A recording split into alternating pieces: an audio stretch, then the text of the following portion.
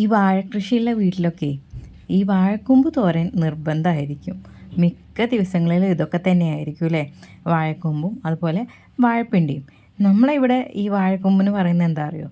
ഇണ്ണിത്തട്ട. അതുപോലെ വാഴപ്പിണ്ടിക്ക് ഇണ്ണിക്കാമ്പെന്നും പറയും കേട്ടോ. അപ്പോൾ എങ്ങനെയാണ് നമുക്ക് ഈ ഒരു വാഴക്കൂമ്പ് വെച്ചിട്ടുള്ള തോരൻ തയ്യാറാക്കി എടുക്കുന്നത് നോക്കാം. ഞാനിത് തോരൻ എടുക്കാൻ വേണ്ടിയിട്ട് എടുക്കുന്ന സമയത്ത് ഇതിൻ്റെ ഈ ബ്രൗൺ പാർട്ട് ഉണ്ടല്ലോ അത് മൊത്തം അങ്ങ് കളയും കേട്ടോ. ചിലരൊക്കെ പറയാറുണ്ട് അത് മുഴുവനായിട്ട് കളയരുത് എന്ന്. അങ്ങനെയാണ് ശരിക്കും അതിൻ്റെ രീതി. കാരണം അതിലും ഒരുപാട് ന്യൂട്രീഷ്യൻസും വിറ്റാമിൻസും ഒക്കെ ഉണ്ട്. അപ്പം ഞാനിതേ ഇതുപോലെ എങ്ങനെ എടുക്കുകയുള്ളൂ. എനിക്ക് ആ വൈറ്റ് അങ്ങോട്ട് കണ്ട് നിൽക്കുന്നതൊരു തൃപ്തിയാണ്. അതൊക്കെ നിങ്ങളുടെ ഇഷ്ടം, എങ്ങനെ നിങ്ങൾക്ക് ഇത് എടുക്കണം എന്നുള്ളത്. ഞാനിത് വളരെ കനം കുറച്ച് അരിഞ്ഞെടുത്തിട്ട് ആണ് ഇത് ചെയ്യുന്നത്. ചിലരിങ്ങനെ കുത്തി അരിയാണ് ചെയ്യാറ്, പക്ഷെ ഞാൻ ഇതുപോലെയാണ് കേട്ടോ ചെയ്യുന്നത്. കാരണം എനിക്ക് ഇതാണ് ഭയങ്കര ഇഷ്ടമായിട്ട് തോന്നിയിട്ടുള്ളത്. നല്ല കുനുകുനായിട്ട് അരിഞ്ഞെടുക്കണം. എന്നിട്ട് ഞാനൊരു പാത്രത്തിലേക്ക് മാറ്റി കൊടുക്കും.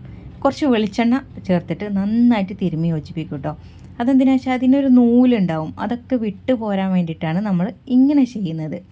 ഇങ്ങനെ തിരുമ്മി യോജിപ്പിച്ചതിന് ശേഷമാണ് കേട്ടോ നമ്മളിത് കഴുകിയെടുക്കുന്നത്. അപ്പോൾ ഞാൻ വെള്ളം ഒഴിച്ചതിന് ശേഷം നന്നായിട്ട് അത് കൈവച്ചിട്ട് ഒന്നുകൂടെ നമ്മൾ തിരുമ്മി കൊടുക്കുക. അതിനുശേഷം നമുക്കിതങ്ങ് വെള്ളം വാലാൻ വേണ്ടിയിട്ട് ഒരു പാത്രത്തിലേക്ക് മാറ്റി കൊടുക്കുകയാണ് ചെയ്യാനുള്ളത്. ഇനി നമുക്ക് തോരൻ എങ്ങനെ റെഡിയാക്കണമെന്ന് നോക്കാം അല്ലേ? ഇതിലേക്ക് ഞാനൊരു 1.5 കപ്പോളം തേങ്ങ ചിരവിയത് എടുത്തിട്ടുണ്ട്. കൂടെ തന്നെ ഒരു 8 അല്ലി വെളുത്തുള്ളിയും അതുപോലെ തന്നെ 8 അല്ലി ചെറിയുള്ളിയും എടുത്തിട്ടുണ്ട് കേട്ടോ. എരിവൊക്കെ എപ്പോഴും നമ്മളുടെ ഇഷ്ടത്തിനനുസരിച്ചിട്ടാണ് നമ്മൾ ചേർത്ത് കൊടുക്കുന്നത്. അപ്പോൾ അതിനനുസരിച്ച് നിങ്ങൾക്ക് നിങ്ങളുടെ അളവിൽ എരിവ് എടുക്കാം. എന്നിട്ട് നമ്മളിതൊന്ന് ചതച്ചെടുക്കുക. ഈ ഒരു പരുവത്തിലാണ് കേട്ടോ ചതഞ്ഞ് കിട്ടേണ്ടത്. ഞാനിവിടെ വാഴക്കൂമ്പ് 1-2 എടുത്തിട്ടുണ്ട്. അതുകൊണ്ട് തന്നെ കുറച്ച് അധികം ക്വാണ്ടിറ്റി ഉണ്ട്. അതുകൊണ്ടാണ് നമ്മൾക്ക് 1.5 കപ്പോളൊക്കെ എടുക്കേണ്ടി വന്നിട്ടുള്ളത് തേങ്ങ. അപ്പോൾ കുറച്ചാണ് നിങ്ങൾ എടുക്കുന്നതെങ്കിൽ 1-2 പിടി തന്നെ മതിയാവും. ഇനി ഞാൻ ആ ചതച്ചെടുത്ത മിക്സും കൂടെ കുറച്ച് ഉപ്പും ചേർത്തിട്ട് നന്നായിട്ട് കൈവച്ചിട്ട് നമ്മളിതൊന്ന് തിരുമ്മി യോജിപ്പിച്ച് മിക്സ് ചെയ്തെടുക്കുക കേട്ടോ. ഇനി നമുക്കിതൊന്ന് എങ്ങനെയാണ് ചെയ്യുന്നത് നോക്കാം. ഞാനിവിടെ ചട്ടി വെച്ചിട്ടുണ്ട്. ഇതിലേക്ക് വെളിച്ചെണ്ണ ഒഴിച്ച് കൊടുക്കാം, കടുക് ഇട്ട് കൊടുക്കാം. കൂടെ തന്നെ നമ്മൾ കറിവേപ്പിലയാണ് കേട്ടോ ചേർത്ത് കൊടുക്കുന്നത്. കടുകൊക്കെ നന്നായി പൊട്ടിയതിന് ശേഷം കറിവേപ്പില ഇട്ട് കൊടുക്കാം. എന്നിട്ട് നമ്മൾ തിരുമ്മി യോജിപ്പിച്ച് വെച്ച ഈ ഒരു വാഴക്കൊമ്പും കൂടെ നമ്മൾ ഇതിലേക്ക് ഇട്ട് കൊടുക്കുക. വേണമെങ്കിൽ നിങ്ങൾക്ക് വറ്റൽമുളകും ചേർത്ത് കൊടുക്കുന്നവർക്ക് ചേർത്ത് കൊടുക്കുക കേട്ടോ. നന്നായിട്ട് മിക്സ് ചെയ്ത് കൊടുക്കുക. മിക്സ് ചെയ്ത് കൊടുത്തതിന് ശേഷം അടച്ചാണ് നമ്മളിത് വേവിച്ചെടുക്കേണ്ടത്. ഇതിലേക്ക് ഒട്ടും വെള്ളം ചേർക്കരുത് കേട്ടോ. അത് പ്രത്യേകം പറയാണ്. വെള്ളം ഇതിൽ നിന്ന് തന്നെ ഇറങ്ങും. അപ്പോൾ ചിലർക്കൊക്കെ ഈ വാഴക്കൊമ്പ് വെക്കുന്നത് അറിയത്തില്ല. അതുകൊണ്ടാണ് ഞാനിത് ഇവിടെ ഷെയർ ചെയ്യുന്നത്. നിങ്ങൾക്കിത് ഉപകാരപ്രദമായെന്ന് തോന്നുകയാണെങ്കിൽ ഷെയർ ചെയ്യാം കേട്ടോ.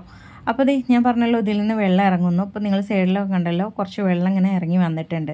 പിന്നീട് നമ്മൾ ഇതുപോലെ ഇടയ്ക്കൊന്ന് തുറന്നിട്ട് യോജിപ്പിച്ചതിന് ശേഷം വീണ്ടും ഒന്ന് അടച്ചു കൊടുക്കാം.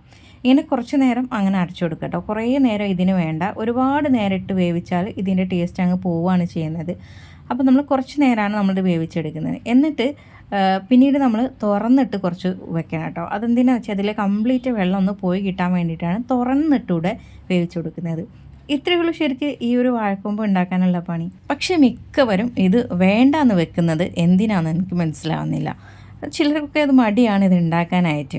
പക്ഷേ അത്രയും നല്ലൊരു സാധനം ആയതുകൊണ്ടാണ് ഞാൻ നിങ്ങൾക്ക് വേണ്ടിയിട്ട് ഷെയർ ചെയ്യുന്നത് കേട്ടോ. ഇനി ഇത് തയ്യാറാക്കാൻ അറിയാത്തവരുണ്ടെങ്കിൽ തയ്യാറാക്കി നോക്കുക കൂടെ ചെയ്യുക. വീഡിയോ ഇഷ്ടപ്പെട്ടാൽ ഷെയർ ചെയ്യാൻ മറക്കണ്ട. Thanks for watching.